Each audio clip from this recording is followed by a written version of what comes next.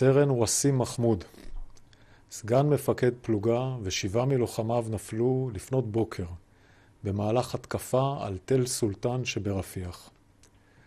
בשעות הבוקר המוקדמות, עם השלמה של ההתקפה על החלק הצפון-מערבי של השכונה, כוחות חיל רגלים, שריון והנדסה מחטיבה 401 נכנסו בשיירות רכבי קרב משוריינים למרחב על מנת להתייצב בקווי המגע.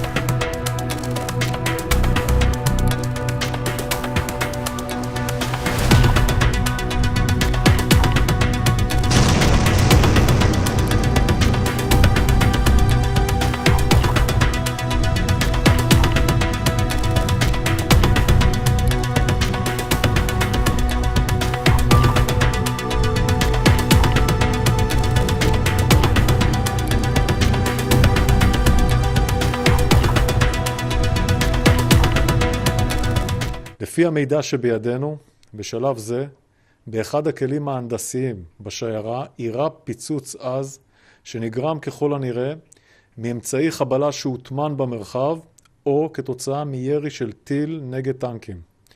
בתוך הכלי המשוריין היו 8 הלוחמים שנהרגו.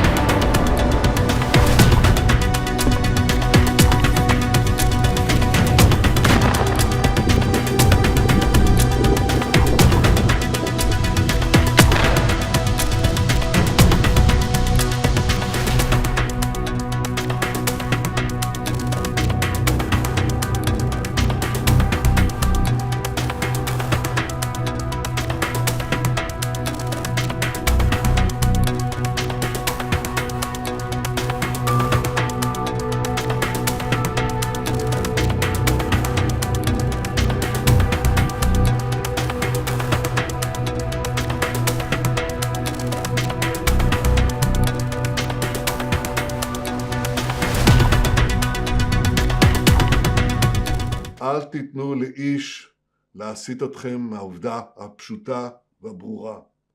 על אף המחיר הכבד והמטלטל, עלינו לדבוק במטרות המלחמה.